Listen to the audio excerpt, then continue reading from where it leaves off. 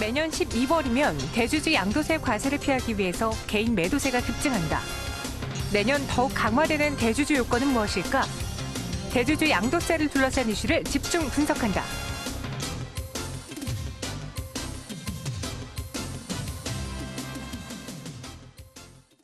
네, 12월에 이제 지수 하락을 유발할 수 있는 요인으로 대주주 양도세 이야기를 저희가 몇 번 전해드렸는데요.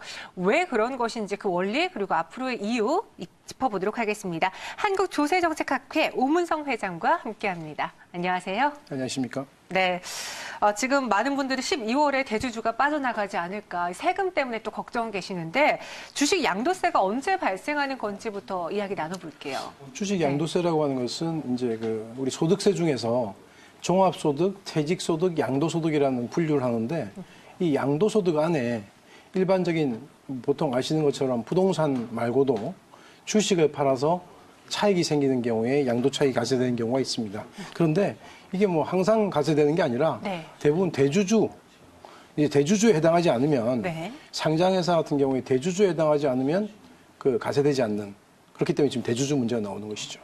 그러면은 대주주의 기준이 중요할 것 같거든요. 네네. 어느 정도의 주식을 보유하고 있어야 되는지 대주주가 되면 세금이 발생한다. 그 부분에 대해서도 설명해 주시죠. 예, 대주주 기준이라고 하는 것은 보통 이제 우리가 시가, 총액하고 소유주의 비율을 가지고 하는데요.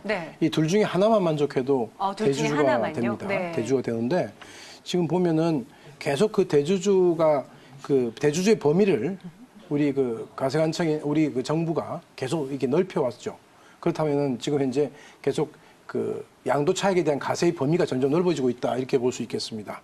지금 보면은 유가증권 상장법인은 우리 비율이 1% 이상 소유주식 비율이 코스닥 상장법인은 2% 이상 그리고 이제 시가총액 같은 경우는 지금 현재로는 15억 원인데요. 유가증권 상장에 코스닥 상장이 동의. 근데 10억 원, 3억 원 이렇게 자꾸 내려가고 하향 조정하기 때문에 범위는 넓어지고 있다고 봐야 됩니다. 이 대주주의 이제 기준인 보유 시가총액이 지금은 15억 원 이상인데 계속해서 낮아지고 낮아져서 내년 4월 1일 이후에는 10억으로 이제 내려갑니다.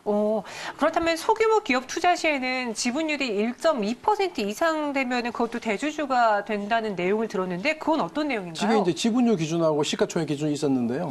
지금 지분율 기준 같은 경우는 유가증권 상장법인은 1% 이상이고 코스닥 상장법인은 2% 이상이니까 1%나 2%가 되면 이렇게 대당이 되는데 실제로 여러분 실무적으로는 아마 1%나 2%에 해당되는 부분들보다는 시가총액 기준으로 아마 해당이 되는 경우가 훨씬 많을 거로 보입니다. 네, 그러니까 지분율로 따졌을 때는요, 저희가 정리를 해드릴게요. 유가증권 상장 법인은 1% 이상, 그리고 코스닥 상장 법인의 경우에는 2% 이상, 코넥스 상장 법인은 4% 이상이라고 앞서서는 저희가 또 시가총액으로 받고 이번엔 지분율로 정리를 해드렸습니다.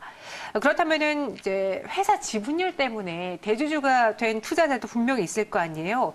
그들의 세금을 절약할 수 있는 방법, 합법적으로 절약할 수 있는 방법은 무엇이 있을까요? 합법적으로 절약한다는 것은 결국은 지금 대주주에서 빠져나가면 결국은 지분율 기준이나 시가총액 기준에서 대주주에 해당이 되지 않으면 가세되지 않는 이런 게 있기 때문에 우리가 이제 보통 보면 직전 사업년도 종료일 현재로 보거든요.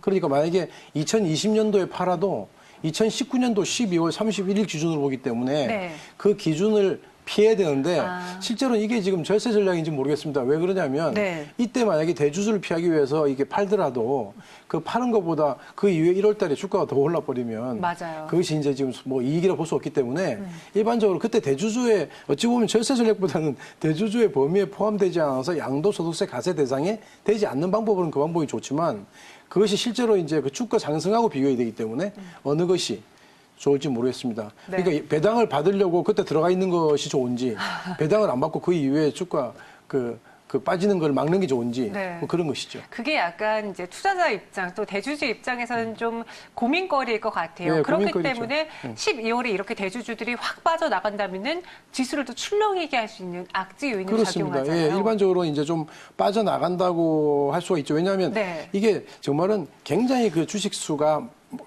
예를 들어서 주식 수가 많거나 시가총액이 큰 분들은 그것 때문에 막 팔고 나가지 못하는데 거기에 잠깐 걸쳐 있는 분들 있잖아요. 네네. 그 위에 잠깐 마지널리 걸쳐 있는 분들은 그것만 싹 없애면은 대주주에서 빠져나가니까 주식수도 별 큰 차이가 안 나고 하니까 그때는 팔 가능성이 있는데 네. 그런 게 모여서 좀 매도 세력으로 이렇게 오면은 장이 조금 출렁거릴 수 있다는 말은 할 수 있겠습니다.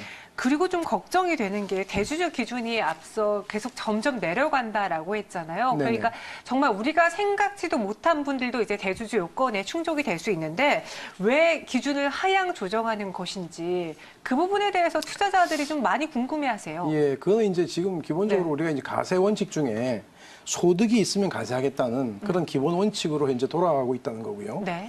또 하나가 현재 지금 우리가 그 상장 주식의 경우에 그 소액 주주들 지금까지 가세하지 않았던 것은 네. 우리가 이제 자본시장의 어떤 그 활성화라고 하는 큰 어떤 전제를 가지고 지금까지 보류해왔던 거거든요.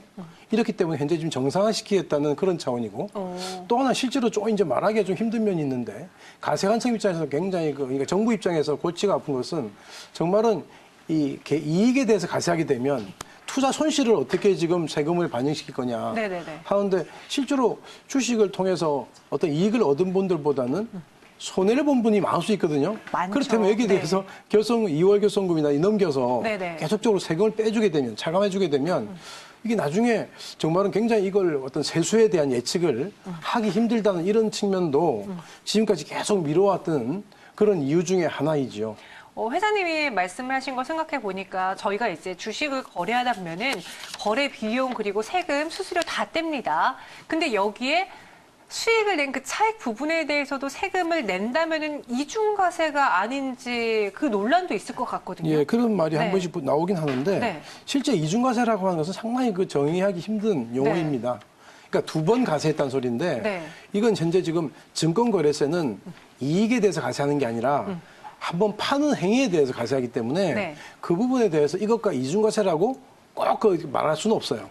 솔직히 말하면. 네. 이중과세라고 자꾸 말하는 분들은 이걸 없애달라고 하는 그런 측면에서 이중과세라고 그러는데 우리가 이중과세라는 개념 자체가 인위적으로 정의하기 힘들기 때문에 네. 이중과세라고 하기 힘들지만 지금은 이제 전 세계적인 어떤 추세나 경향으로 보게 되면 증권거래세가 존재하는 그런 국가에서는 그러니까 양도 차익을 가세하는 그런 나라에서는 증권거래세 대부분 폐지했기 때문에 네네. 우리 같은 경우도 폐지하자는 그런 어떤 주장은 좀 가능할 것 같습니다. 말씀하신 것처럼 지금 증권거래세를 계속 낮추자, 폐지하자라는 목소리가 커지고 있고 네. 실제로 이런 이야기가 거론될 때마다 증권주들이 또 주식시장의 주가들이 오르거든요. 네. 이 거래세 폐지에 대해서 회장님은 그럼 긍정적으로 보시는지요? 거래세 폐지라고 하는 것은 네. 지금 우리가 이제 주식 양도 차익에 대한 가세를 점점점 범위를 넓혀가는 거 이런 어떤 추세라면 네. 거래세는 최소한 폐지하지 않더라도 네. 점차적으로 줄여가는 것은 맞는 것 같습니다. 네. 줄여가는 거는 왜냐하면 네. 그때 우리가 이제 증권거래세를 이렇게 둘 때도 양도 차익에 대해서 전혀 가세를 안 했기 때문에 네네. 증권거래세를 가세한 면도 있거든요. 그러다 보니까 이제 양도 차익에 대한 가세의 범위를 점점 넓혀간다면 증권거래세는 점점 축소 또는 폐지로 가야 되는 것은 뭐 정상적인 그런 방향인 것 같습니다. 네, 그러면은 본론으로 돌아와서 지금 양도세를 피하기 위해서 12월에 대주주들이 이탈하는 현상이 나타날 수 있다라고 했잖아요. 물론 뭐 정말 삼성전자의 뭐 이재용 부회장처럼 그렇게 많은 지분을 갖고 있는 분들이 세금을 피하자고 지분을 털지는 않겠지만 정말 그 언저리에 걸쳐 있는 앞서 회장님께서 말씀하신 것처럼 그런 대주주들의 경우에는 이를 피하고자 주식을 과감하게 팔 수도 있거든요. 1월에 네네. 다시 사자. 네. 그럼 올해 12월에 있을 그런 현상도 피할 수는 없다. 지수에 좀 출렁임은 있을 수 있다라고 정리해 봐야 될까요? 저는 이제 아까도 말씀드렸지만 네.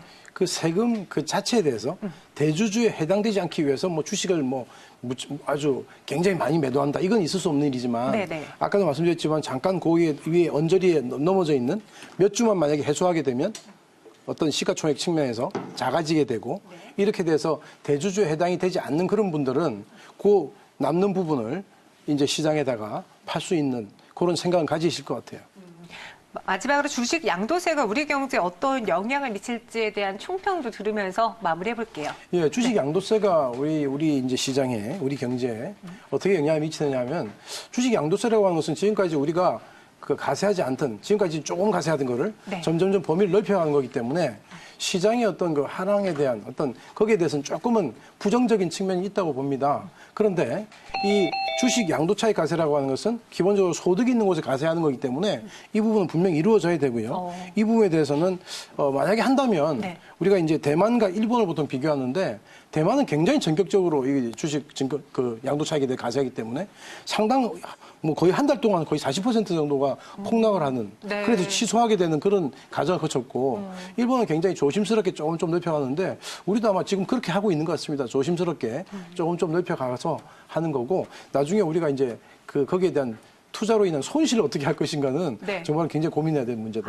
이렇게 네. 생각합니다. 주식 양도세에 대해서 이렇게 이야기를 나눠봤습니다. 네, 지금까지 오문성 회장님과 함께했습니다. 오늘 말씀 고맙습니다.